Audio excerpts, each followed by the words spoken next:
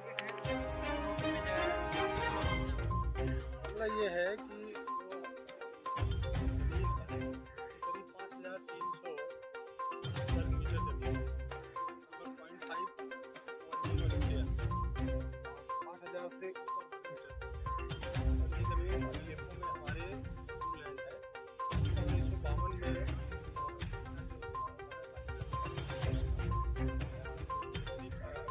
इसको किया गया, इसके प्रबंधन को किया गया।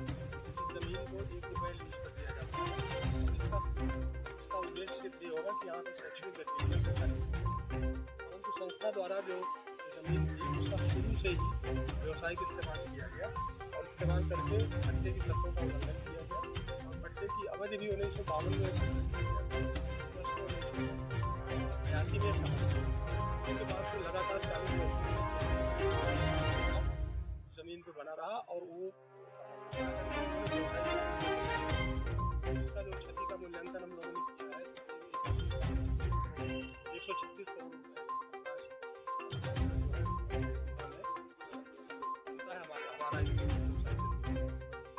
वो इन्होंने क्षति करी है सरकार। शासन का इनको नोटिस दिया गया है हमारे इन्होंने पट्टे की शर्तों का उल्लंघन किया, शैक्षणिक गतिविधियों की जगह पर व्यवसायिक इस्तेमाल किया। दूसरा इन्होंने जो है जमीन थी उसमें उसको पट्टा है, पट्टा की अवधि समाप्त होने के बाद भी जमीन नगर स्पष्ट है कि अवधि समाप्त होने के बाद या तो रिन्यूअल होगा या रिन्यूअल कराया गया ना जमीन मिलाकर संस्था द्वारा इस जमीन का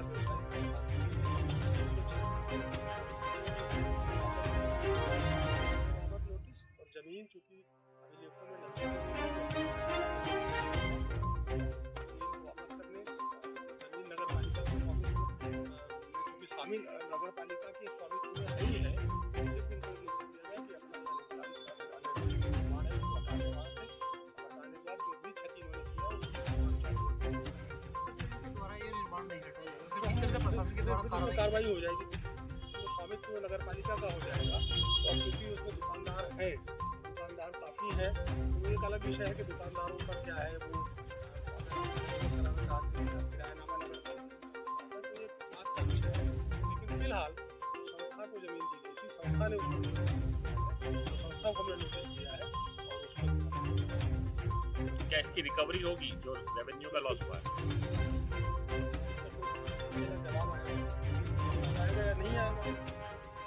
और मैंने अखबार समाचार पत्रों में भी दे दिया, विजुअल भी मैंने तामील करा दिया। जो भी आदमी है जो इसका प्रबंधक कोई आकाश आता है उसको हमारे जो जांच अधिकारी है सदस्य कमेटी ने बनाई थी जिन्होंने जांच किया है, उन लोगों ने भी इसको तलब किया।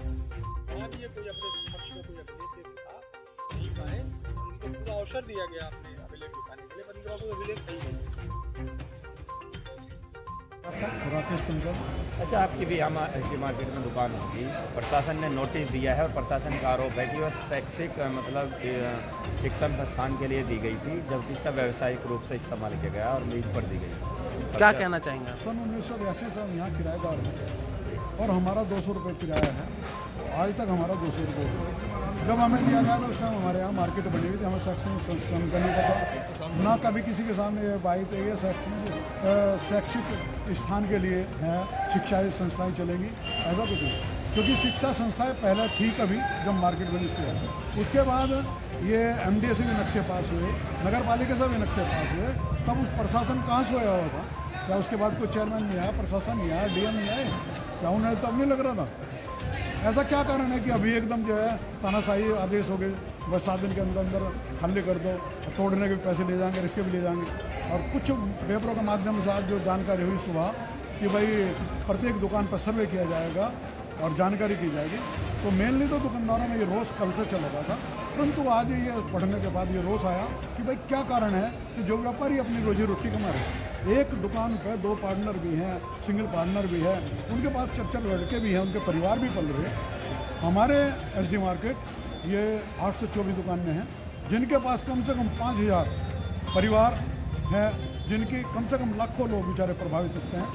और इतना मार्केट में ग्राहक आता है। क्या लगता है प्रशासन द्वारा भी बहुत ज़्यादा दिया जा रहा है 1 day 1 करके, तो क्या मानते हैं ऐसे कुछ राजनीतिक दबाव या क्या क्या होता है? देखो ऐसा तो कुछ नहीं होने वाला, ना कभी ऐसा हुआ कि भाई किसी ने आदेश कर दिए तो डेमोलिश कर देंगे। इतनी पुरानी मार्केटें हैं, जब उसमें हमारा ये कहना है शासन का प्रशासन है, अगर इसमें कोई दोषी रहा है, चाहे वो अधिकारी अधिशासी अधिकारी रहा हो या डीएम प्रशासनिक अधिकारी कोई रहा हो, उनसे वसूला जाए, दुकानदारों को क्यों दंड दिया जाए? आज आपके बीच मंत्री जी पहुंचे थे, क्या आश्वासन आपको उन्होंने दिया? क्या मंत्री जी ने कहा कि किसी दुकानदार को भी कोई किसी प्रकार का भी अगर उत्पीड़न होगा, उसमें हम जो है कंधे से कंधा मिला के और आपसे पहले अगवानी करेंगे, कोई आप अत्याचार आपको करना नहीं होगा, न किसी को उत्पीड़न होने देंगे।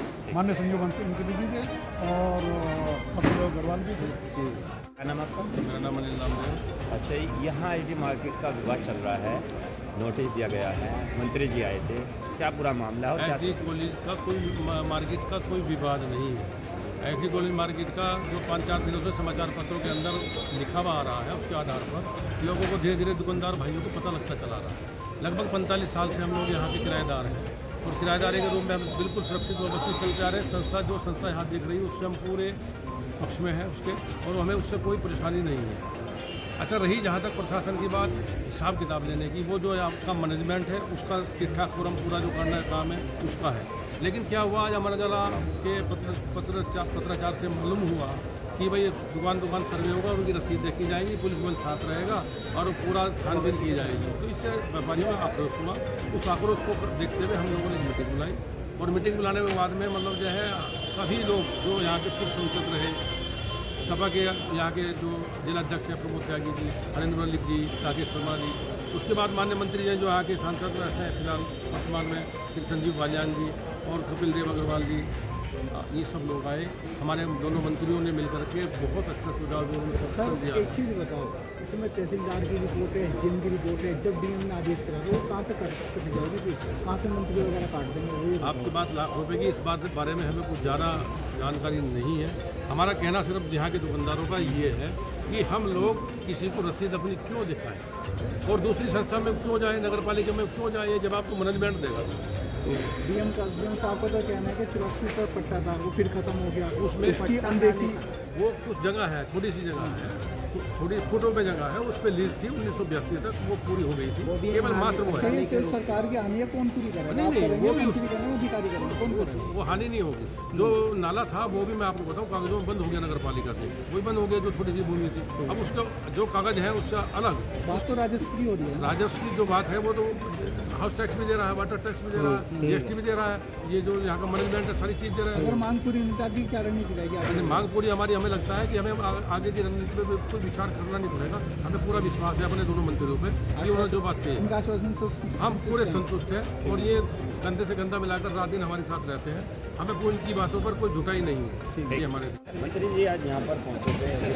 देखिए, हमने एसडी मार्केट जो मुजफ्फरनगर की बहुत ही प्राचीन और बहुत ही शानदार मार्केट है, कपड़े की मार्केट है, और जब भी हमारे चुनाव की मीटिंगें होती हैं, शुरुआत होती है, उनको जिला प्रशासन ने नोटिस दिया है कि इस जगह नगर पालिका की है, तो लीज बताया गया है प्रशासन के द्वारा कि लीज पहले हुई थी, उसका रिन्यूअल नहीं हुआ, तो जगह इनको खाली करनी चाहिए। तो सबसे पहले हमने एसडी एक्शन के पदाधिकारियों से बातचीत की कि उनके पास क्या कागज है, क्या डॉक्यूमेंट है, अपना पक्ष रख के हमारे सामने भी रखें और प्रशासन के सामने भी रखें।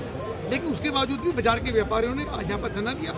उनके बीच में हम, हमारे डॉक्टर संजीव बालियान जी जो यहाँ से सांसद हैं, भारत सरकार के मंत्री हैं, और पार्टी के नेताओं के अलावा अन्य लोग भी यहाँ पर पहुँचे हैं। तो उनकी बात सुनी गई है, उनको आश्वस्त किया गया है कि उनका किसी प्रकार का हित नहीं होगा, दुकानें जैसे हैं वैसी रहेंगी, जो मालिक वही मालिक रहेंगे, उनकी पूरी जिम्मेदारी हमारी है, ये हमने उनको कहा।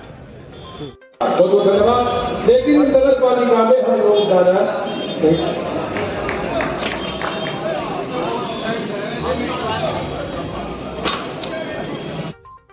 भगवती ने सारी बात बताई।